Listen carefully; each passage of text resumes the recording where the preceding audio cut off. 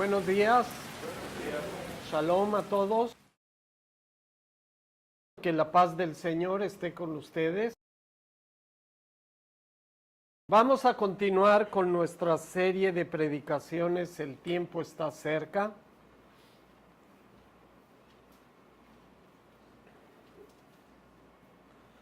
Vamos a continuar en Apocalipsis capítulo 4.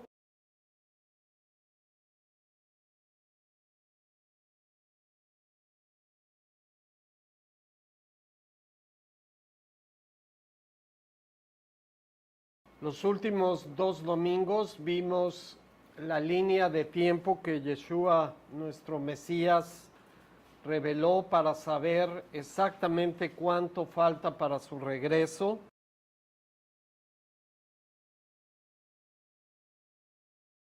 La anterior vimos parte de toda esta revelación, terminando con cómo Él establece su venida. Y ahora vamos a continuar en el capítulo 4 porque vamos a intentar avanzar lo más posible. Lo importante de este momento en adelante es que ustedes tengan presente que todos los estudios anteriores era solamente con el propósito de entender cuál era la intención de Jehová Dios al revelar todas estas cosas, porque si somos la última generación antes del regreso del Mesías, todo esto lo tenemos que entender porque es lo que va a suceder en nuestro tiempo. No sabemos con seguridad, mucha gente está totalmente convencida que sí somos esa última generación, pero solamente Dios lo sabe. Nuestro trabajo nada más es, como recomendó nuestro Mesías, estar preparados si es que realmente a nosotros nos va a tocar vivir todas esas cosas. Tenemos que saber que se van a venir cosas muy difíciles y así es. Va a haber guerra, pestes, hambres, revoluciones. Mucha gente va a morir y luego va a venir el anticristo otorgando una solución a nuestros problemas. Va a venir la gran tribulación y después de eso viene el Señor por nosotros para estar en su presencia por la eternidad. Pero tenemos que saber que si somos esa última generación, se vienen cosas muy difíciles, que va a ser el indicador de que ya el Señor está muy cerca. Prácticamente a partir de que empiece todo esto, son 7 años y Él regresa. Ese es el tiempo que tenemos que medir. Son 7 años que tenemos que prevalecer y permanecer firmes en nuestra fe, porque si no, ya no va a haber posibilidad de reconciliación con Dios. Entonces, Apocalipsis 4 es la introducción exactamente al periodo que conocemos como el pacto de 7 años. Son 3 años y medio de una paz engañosa cuando venga el anticristo y 3 años y medio de la gran tribulación. Apocalipsis del capítulo 4 en adelante es los momentos previos y el inicio de esos 7 años. Entonces, a partir del capítulo 4 es la revelación exactamente de ese periodo. Sabemos por la línea de tiempo que nos reveló Yeshua, nuestro Mesías, que hay cosas que tienen que suceder antes. Y prácticamente el pacto de 7 años va a comenzar con la construcción del tercer templo. Esa es otra cosa importante que tenemos que saber. Entonces, vamos a comenzar. Versículo 1 en adelante. Vamos a estar viendo porciones de todo el capítulo 4. Y vamos a entender a qué se refiere esta visión tan especial de este capítulo. Después de esto miré y he aquí una puerta abierta en el cielo, y la primera voz que oí como de trompeta hablando conmigo dijo: sube acá y yo te mostraré las cosas que sucederán después de estas. Y al instante yo estaba en el Espíritu, y he aquí un trono establecido en el cielo, y en el trono uno sentado, y el aspecto del que estaba sentado era semejante a piedra de jaspe y de cornalina, y había alrededor del trono un arco iris semejante en aspecto a la esmeralda. Entonces, esta visión, porque es importante entender quién está hablando aquí. Aquí está hablando Juan, el autor de este libro de Apocalipsis, donde dice que él estaba mirando y de repente vio una puerta abierta en el cielo. Después escuchó la primera voz como de trompeta y le ordenó que subiera a donde él estaba, porque le iba a mostrar cosas que iban a suceder después de esta visión que él tuvo. Entonces, lo que pasa con Juan aquí es que es arrebatado en el Espíritu hasta la presencia de Dios y es llevado al trono donde se sienta el Padre. Esta visión es muy especial. No sé si otras personas hayan visto esto, pero sabemos que Juan fue una de las pocas personas que ha visto el trono de Dios en el tercer cielo. Entonces, en el Espíritu fue tomado y fue llevado a la presencia de Dios, y lo que vio fue un trono y alguien sentado en él.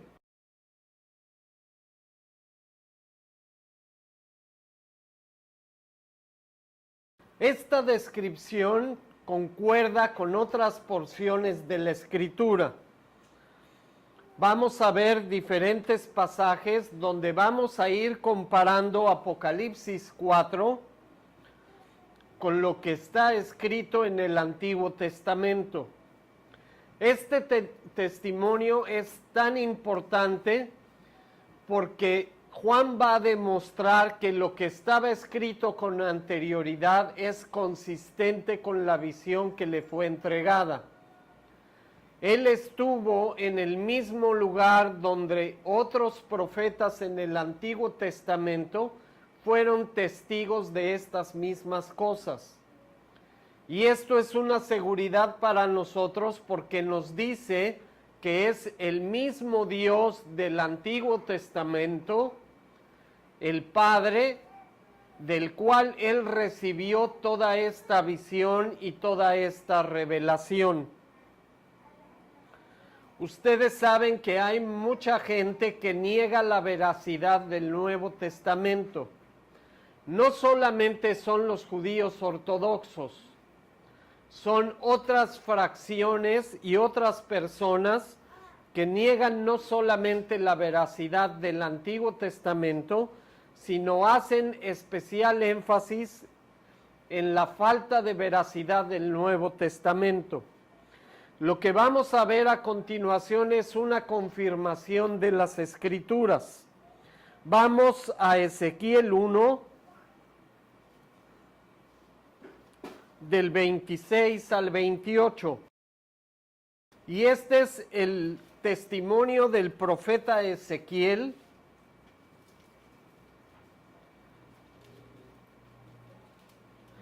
Ezequiel 1, 26 al 28.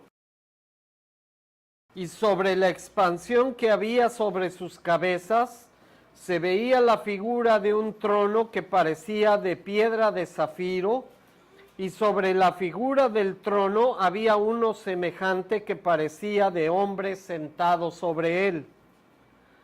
Y vi apariencia como de bronce refulgente, como apariencia de fuego dentro de ella en derredor, desde el aspecto de sus lomos para arriba y desde sus lomos para abajo. Vi que parecía como fuego y que tenía resplandor alrededor, como parece el arco iris que está en las nubes el día que llueve. Así era el parecer, el resplandor alrededor. Esta fue la visión de la semejanza de la gloria de Jehová. Y cuando yo la vi, me postré sobre mi rostro y oí la voz de uno que hablaba. Entonces vemos que aquí la revelación a Ezequiel concuerda en muchos aspectos con lo que vio Juan cuando fue tomado al tercer cielo. Ahorita no tenemos tiempo de ahondar mucho en esto, pero en sus casas pueden revisar todo el capítulo 1 del libro de Ezequiel y ver toda la historia completa. Lo que nos interesa a nosotros son estos pequeños detalles que en las dos porciones concuerdan. Obviamente son dos hombres diferentes que vivieron en épocas diferentes y tienen su manera especial de expresar o de detallar lo que vieron. Pero hay muchos aspectos que concuerdan y esto es lo importante. Entonces lo que vemos aquí es dos testimonios de dos hombres diferentes en épocas diferentes que vieron algo similar cuando fueron llevados a la presencia de Dios. Entonces continuamos en Apocalipsis 4.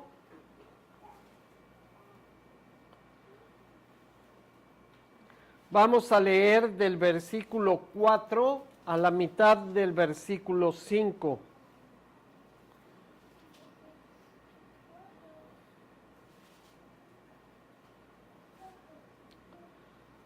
Por favor, no separen su dedo de Apocalipsis 4 porque vamos a estar regresando. Ese va a ser nuestro texto principal.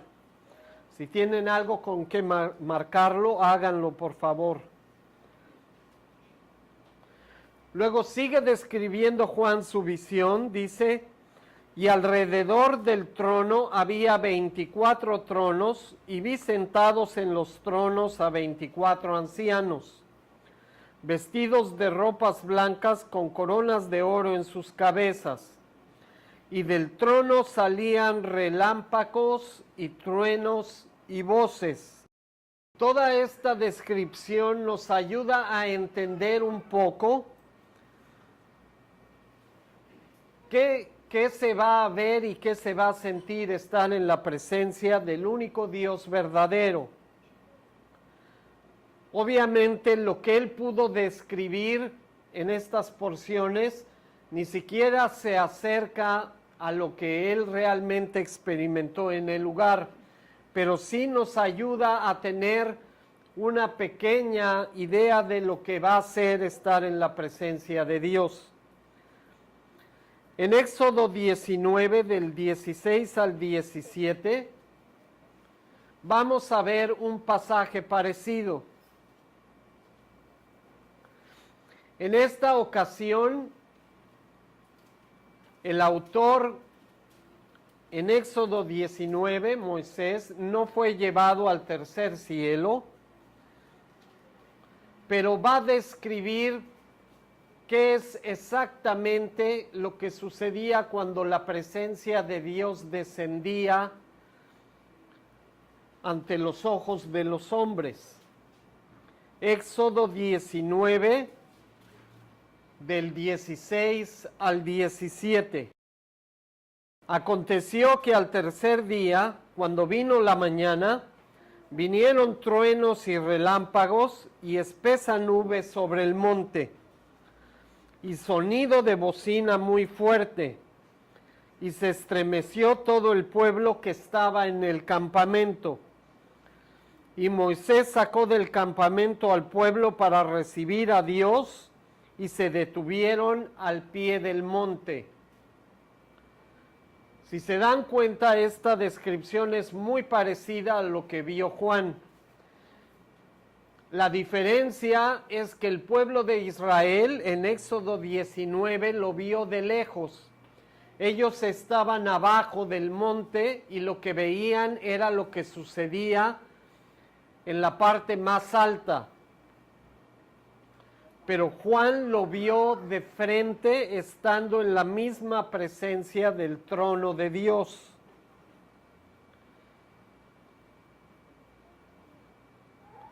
Y crean que por muy buena imaginación que tengamos, realmente lo que leemos aquí no se acerca a lo que va a ser estar en la presencia de Dios.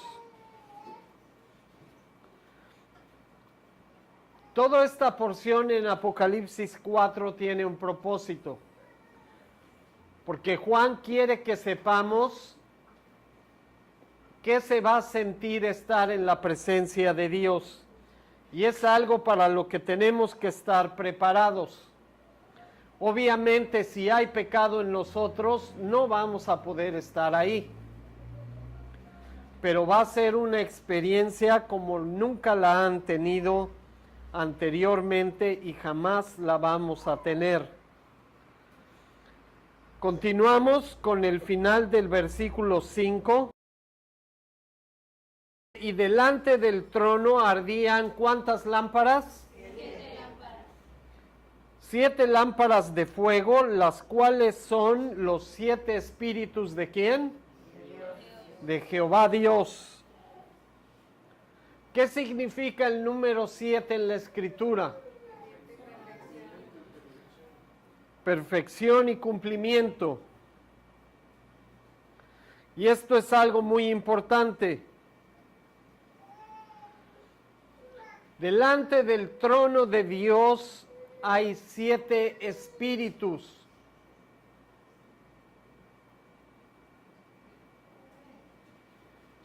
Nosotros conocemos a uno de ellos, el Espíritu de Dios o el Espíritu Santo, pero son 7. Tenemos que empezar a librarnos de nuestra capacidad humana para entender las cosas. Dios es uno, pero se manifiesta a través de 3 personas. El Espíritu Santo también es uno, pero se manifiesta en 7. Entonces, de 7 maneras diferentes vamos a ver el Espíritu de Dios revelándose a nosotros y ungiéndonos para hacer el trabajo que Él necesita que hagamos. Obviamente, si no estamos en comunión con Dios, esto jamás va a suceder. Y es una pena que millones de supuestamente creyentes estemos perdiendo la bendición de experimentar el Espíritu de Dios manifestándose en nosotros. Vamos a Zacarías 4, del 1 al 2. Y volvió el ángel que hablaba conmigo y me despertó como un hombre que es despertado de un sueño. Y me dijo, ¿qué ves? Y respondí, he mirado, y he aquí un candelabro todo de oro con un depósito encima. ¿Y sus cuántas lámparas? y sus 7 lámparas encima del candelabro y 7 tubos para las lámparas que estaban encima de él. Lo que está describiendo Zacarías aquí es una visión estando en la presencia de Dios y las cosas que estaban delante de su trono. Isaías 11 del 1 al 2. Saldrá una vara del tronco de Isaí y un vástago retoñará de sus raíces y reposará sobre él el espíritu de Jehová. ¿Cuántos espíritus? 7. ¿Están seguros?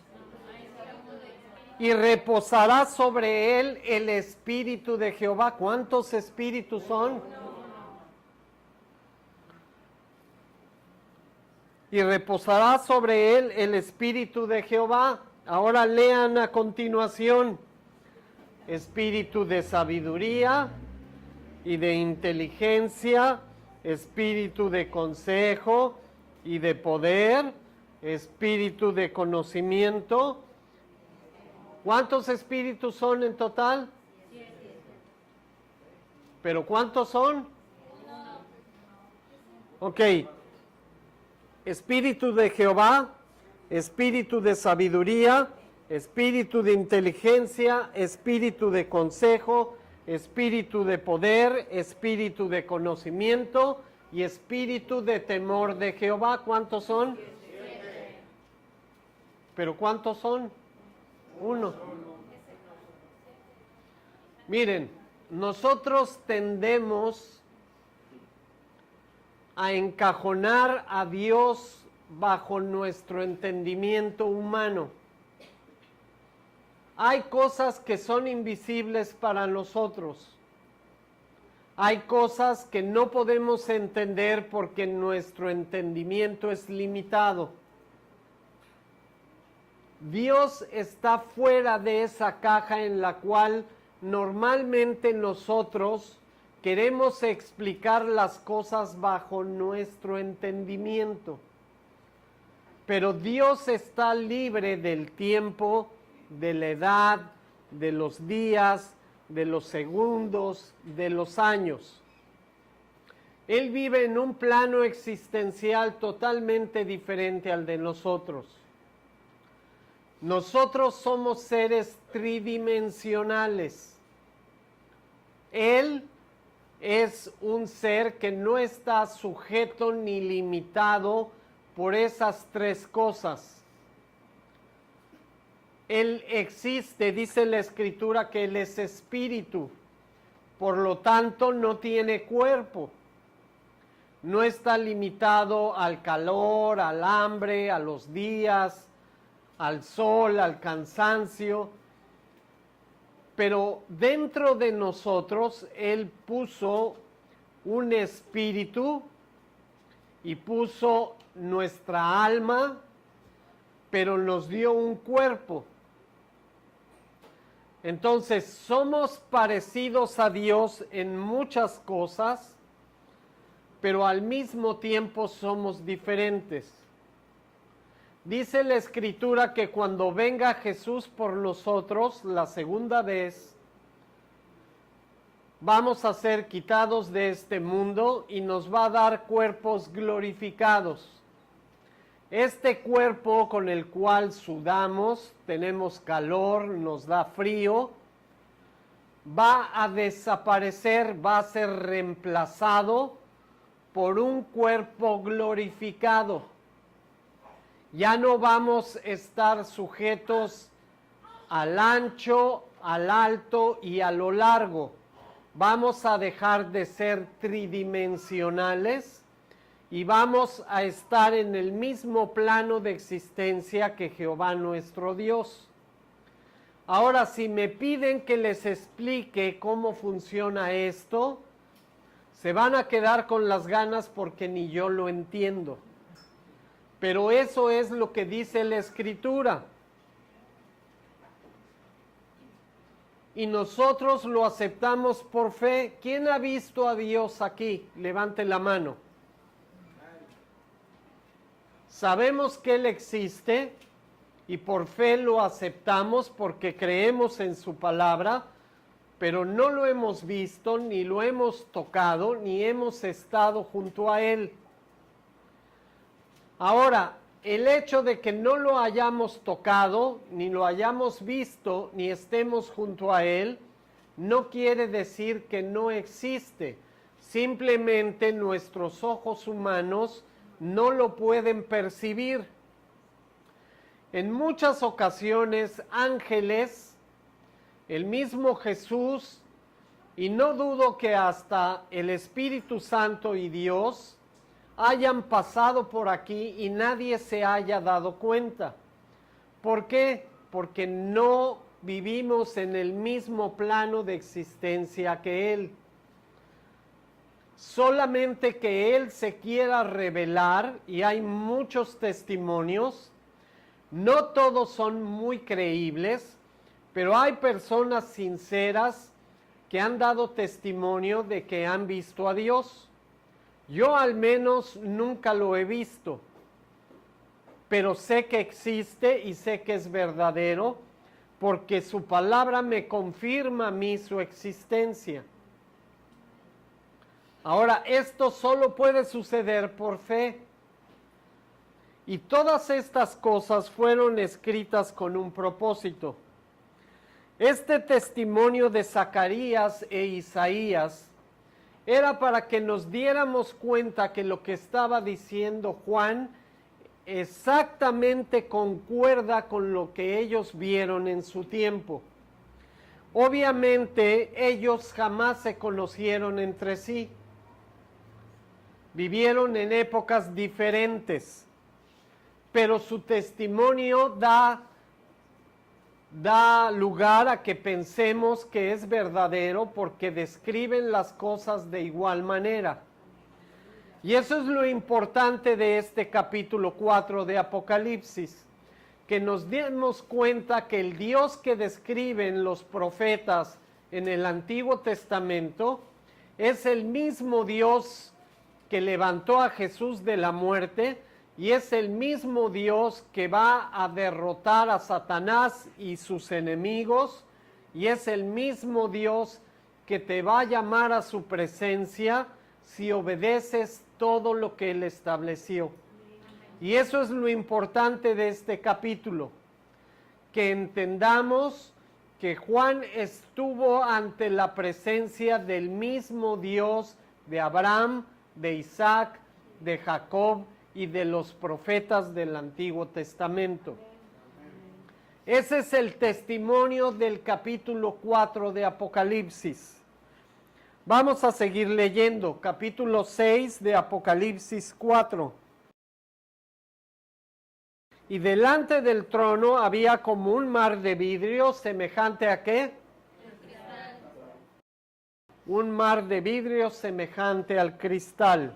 Vamos a Ezequiel 1:22.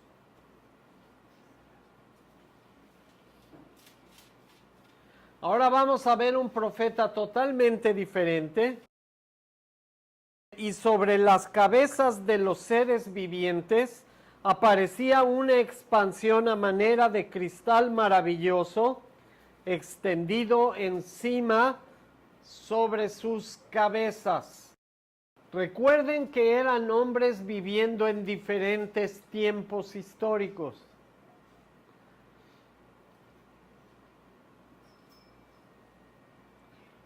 Ezequiel tenía un concepto de lo que le rodeaba, del mundo en el cual vivía en su época, que era muy diferente al de Juan.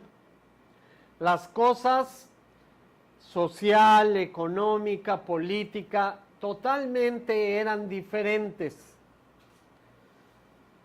Pero lo que estaban describiendo era algo muy parecido.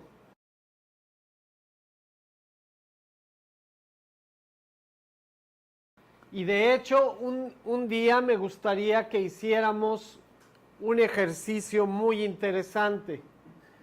Vamos a poner a 4 personas viendo un mismo objeto y les vamos a pedir que escriban una descripción del objeto que ven. Y van a ver el sinnúmero de cosas diferentes que 4 personas en el mismo tiempo pueden captar de un mismo objeto. Porque esa es la forma en que debemos de entender la escritura. Una persona con diferente ámbito social, con diferentes estudios, con diferente desarrollo emocional, espiritual, va a ver el mismo objeto de maneras diferentes. Y eso es lo que pasa muy frecuentemente en la escritura.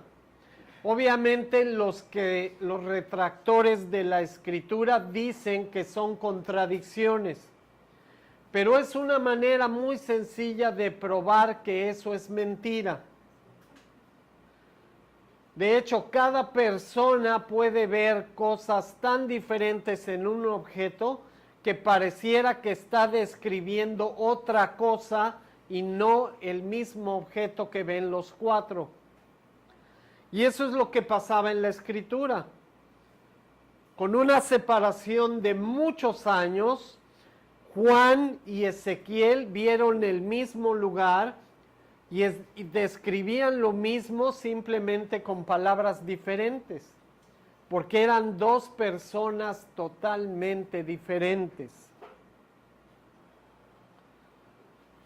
Entonces vamos a regresar a Apocalipsis 4.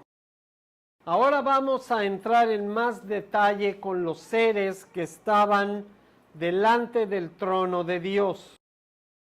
Y junto al trono y alrededor del trono, 4 seres vivientes llenos de ¿qué? Delante y detrás. El primer ser viviente era semejante ¿a quién? El segundo era semejante a un becerro. El tercero tenía rostro como de hombre. Y el cuarto era semejante a un águila volando. Por mucha imaginación que tengan, no creo que lleguemos a entender la visión de estos 4 seres. Y dice, y los 4 seres vivientes tenían cada uno 6 alas, y alrededor y por dentro estaban llenos de ojos. Esta es una de las pocas cosas que no me da ánimo de ver cuando estemos delante del Señor. Es algo muy extraño, quién sabe qué sea. Yo sé que si somos fieles lo vamos a ver, pero realmente no me anima mucho. Hay otras cosas que sí me gustaría ver. Vamos a Ezequiel 1, versículo del 16 al 18. El aspecto de las ruedas y su obra era semejante al color del crisólito, y las 4 tenían una misma semejanza. Su apariencia y su obra eran como rueda en medio de rueda. Cuando andaban, se movían hacia sus 4 costados, no se volvían cuando andaban, y sus aros eran altos y espantosos, y llenos de ¿qué? De ojos. Y llenos de ojos alrededor en las 4 ruedas. Vamos a continuar con la mitad que quedó pendiente del versículo 8. Y no cesaban día y noche de decir, Santo, Santo, Santo, es el Señor Dios Todopoderoso, el que era, el que es y el que ha de venir. Ahora, vamos a regresar a Ezequiel 1, vamos a leer del 5 al 10. Y en medio de ella la figura de 4 seres vivientes. Y esta era su apariencia, había en ellos semejanza de hombre, cada uno tenía 4 caras y 4 alas, y los pies de ellos eran derechos, y la planta de sus pies como planta de pie de becerro, y centelleaban a manera de bronce muy bruñido. Debajo de sus alas, a sus 4 lados, tenían manos de hombre, y sus caras y sus alas por los 4 lados. Con las alas se juntaban el uno al otro. No se volvían cuando andaban, sino que cada uno caminaba derecho hacia adelante. Y el aspecto de sus caras era cara de hombre, cara de león al lado derecho de los 4 y cara de buey a la izquierda en los 4, y asimismo había en los 4 cara de ¿qué? Realmente a mí me causa mucha confusión leer estos dos pasajes, porque pareciera que son cosas totalmente diferentes. Pero si se dan cuenta, hay ciertas características que los hacen semejantes. La descripción de Ezequiel y la descripción de Juan son parecidas, pero no son exactamente iguales.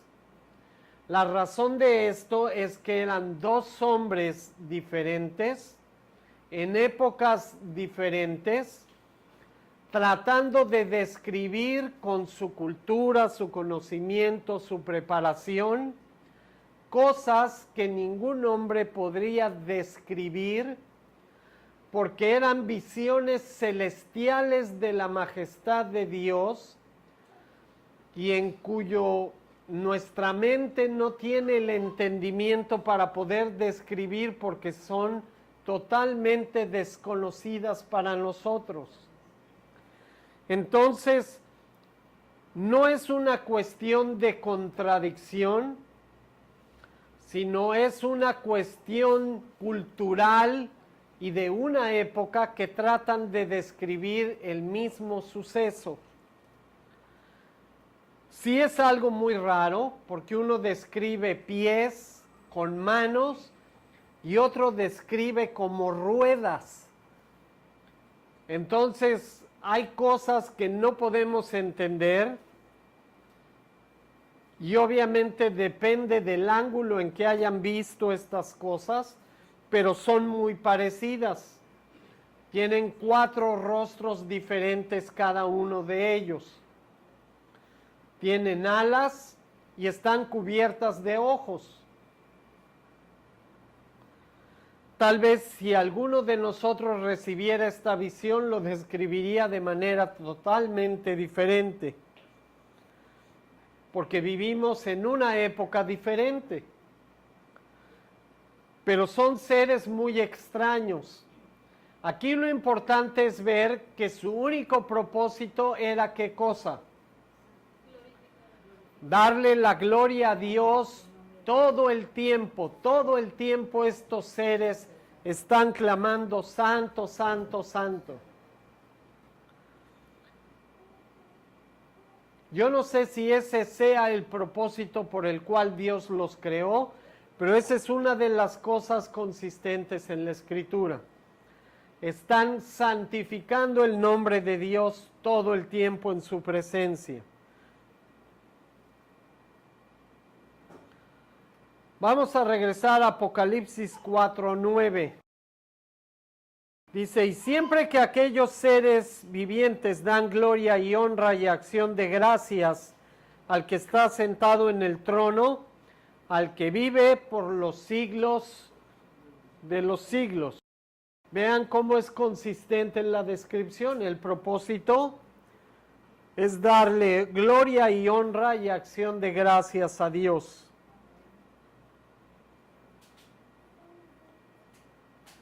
Vamos a Isaías 6:1. Ahora vamos a ver al profeta Isaías haciendo una descripción de lo que él vio. En el año que murió el rey Usías, vi yo al Señor sentado sobre un trono alto y sublime, y sus faldas llenaban el templo. Por encima de él había serafines. Cada uno tenía ¿cuántas alas? 6. Con 2 cubrían su rostro, con 2 cubrían sus pies y con 2. Aquí ya hay semejanzas con las otras 2 descripciones. Y el uno y el otro daba voces diciendo: Santo, santo, santo Jehová de los ejércitos, toda la tierra está llena. Ya son tres descripciones que concuerdan con muchos detalles. No son exactamente iguales, son parecidas. ¿Por qué es importante el capítulo 4 de Apocalipsis? Y la respuesta lo tenemos en los versículos 10 y 11.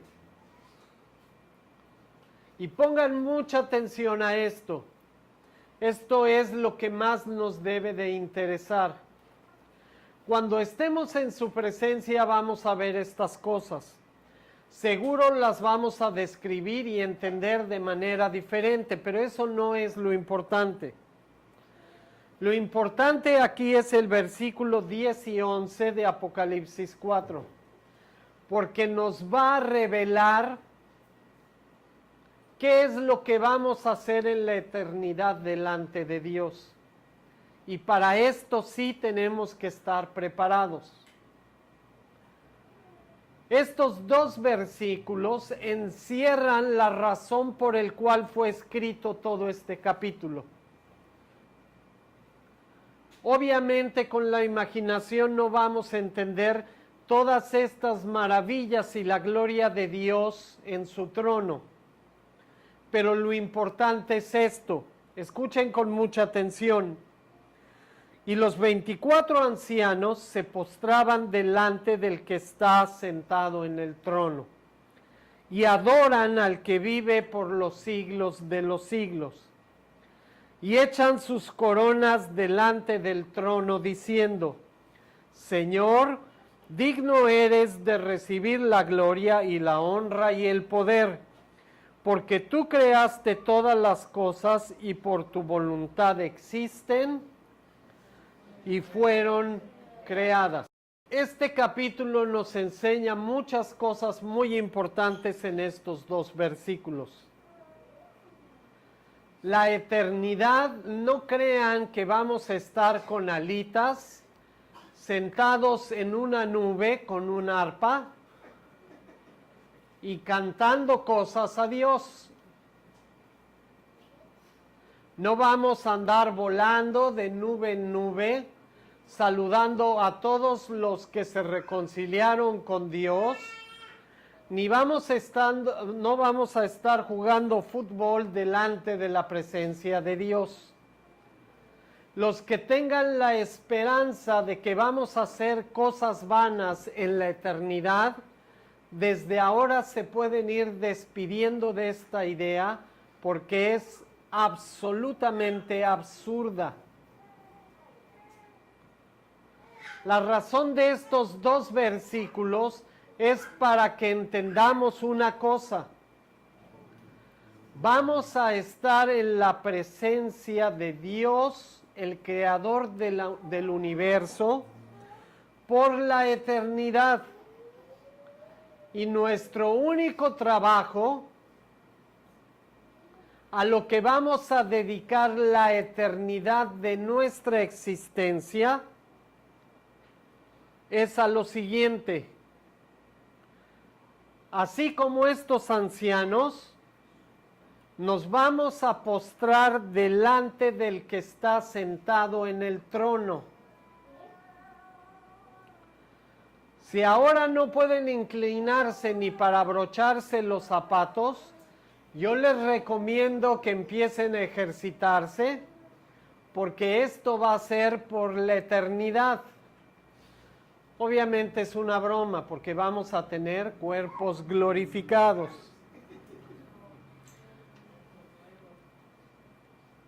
¿Y qué vamos a estar haciendo? Dice, adorando al que vive.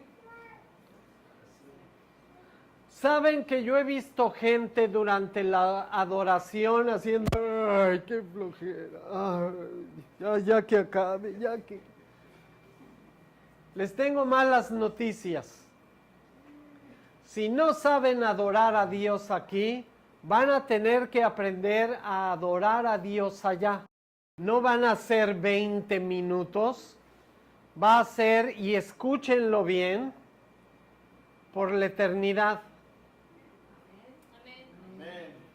Si no enseñan a sus hijos desde que son chiquitos, a que no venimos a la iglesia ni a pintar, ni a dibujar, ni a jugar con el carrito, ni a agarrar el celular del papá para estar pasando el tiempo en lo que el predicador termina. Cuando estemos en su presencia, créanme, no va a haber ni juguetes, ni celulares, ni tablets, todo el tiempo. 24 horas del día, 7 días de la semana, 12 meses al año, por la eternidad, vamos a tener que aprender a alabar y adorar a Dios. Amén. Gloria a Dios. Esto no va a ser por 5 minutos cuando Dios nos llame, nos reunimos todos, cantamos 4 alabanzas y cada quien se va a su nube. No. Vamos a estar en la presencia de Dios todo el tiempo, haciendo 2 cosas, aprendiendo la Torá y alabando y dándole gloria a Dios. Si no aprendemos a hacerlo desde ahorita, y si no enseñamos a nuestros pequeños a sentarse en la congregación a escuchar la palabra de Dios, no importa que hablen, que griten, que hagan cosas, pero si no los empezamos a enseñar a disciplinarse, olvídense de que estén por la eternidad adorando a Dios. Corren el peligro en esta vida de desviarse al mundo, alejarse de Dios y estar en condenación por la eternidad. Si eso como papás no les preocupa ahorita, lean Apocalipsis 4, porque es algo muy importante. Es algo en lo que debemos de entender que estar en la presencia del único Dios verdadero es lo más sagrado que un hombre puede experimentar. Y créanme, no es un regaño. Venimos aquí a aprender. Tenemos que aprender. ¿Saben por qué? Porque el tiempo está más cerca de lo que se imaginan. Dice que echan sus coronas delante de ¿quién? Delante del trono, y Dios está sentado en el trono. ¿Qué son las coronas? ¿Alguien ha escuchado en la escritura acerca de las coronas? ¿Qué son? ¿Las qué? Es la recompensa por las cosas buenas que nosotros hicimos. Si tú le diste de comer al enfermo, si visitaste al que estaba en tribulación, si ayudaste a un ser inocente a escapar del peligro, si diezmaste, si ofrendaste, todo esto por hacer cosas que Dios estableció, vamos a recibir ciertas recompensas. Pero quiero que pongan mucha atención porque lo vamos a ver con detalle más adelante. Estas recompensas no son para nosotros. No crean que en la eternidad vamos a ir paseando con un alterón de coronas, así casi intentando que no se caigan, y todos los que tienen menos coronas van a decir, oh, eres muy santo, oh, ¿no? Esas coronas solo van a servir para una sola cosa. ¿Saben para qué? ¿Qué significa echar tus coronas a los pies del trono?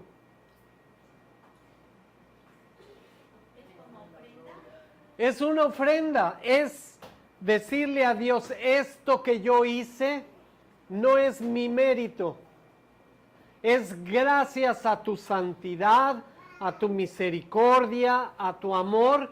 Yo no las merezco, el que merece toda la gloria eres tú. ¿Saben que en la eternidad va a haber gente que no va a tener coronas? van a ser salvos. Pero van a ir cuando nos reunamos delante del trono y van a estar así. Casi, casi con vergüenza. ¿Por qué? Porque no van a tener con qué darle gloria a Dios. Esas coronas no son nuestro premio, no son nuestro reconocimiento. Esas coronas va a ser con lo que le vamos a dar la honra y la gloria a Dios. No nos pertenecen, son de Dios. Y la razón por las cuales la vamos a recibir es que tuvimos la suficiente fe para que si dijo Dios no robes, no mates, no adulteres, no veas pornografía, no engañes a tu esposa. Es por esa razón de obediencia que Dios nos dio un premio. Pero ese premio no es para nosotros. Es para darle la honra y gloria al único que merece ser honrado y glorificado. Entonces, ese día, cuando estemos delante de su presencia, va a ser el día más maravilloso de sus vidas. Y aun aunque no tengan coronas y se sientan avergonzados, va a ser una bendición estar delante del único Dios verdadero por la eternidad. Pero va a ser mucho más maravilloso que tengamos siquiera algo que ofrecerle a Dios, aunque sea una coronita. Decirle gracias, Señor, por lo que hiciste en mí, porque no lo merecía, pero para ti es toda la gloria y la honra. Es así como va a funcionar. Ahora, para mí lo más importante es que todos ustedes estén ahí, pero no depende de mí. Porque si yo quisiera, ahorita nos íbamos, pero inmediatamente. El problema es que depende de ustedes. Y yo quisiera y oro todo el tiempo porque ustedes estén también ahí. Amén. Bueno, primero porque yo puedo estar, porque yo no sé. Pero tengo que trabajar en mí para asegurarme que yo voy a estar ahí. De la misma manera que ustedes tienen que trabajar en ustedes para poder estar ahí. Entonces no depende de los demás, no depende de Dios. Si por Dios fuera, todos estaríamos ahí, pero no todos vamos a estar ahí. Eso depende de cada uno de nosotros. Este capítulo 4 es muy importante. No solo nos dice que Dios va a estar ahí. ¿Cómo podemos tener una idea de lo que va a ser y de lo que vamos a sentir estando ahí? Pero lo más importante es que si estás ahí, va a ser por la eternidad y no para glorificarte en lo que hiciste, sino para darle la gloria y la honra al único que la merece, a nuestro Dios Jehová. Entonces, para poder estar ahí, y ese es el problema,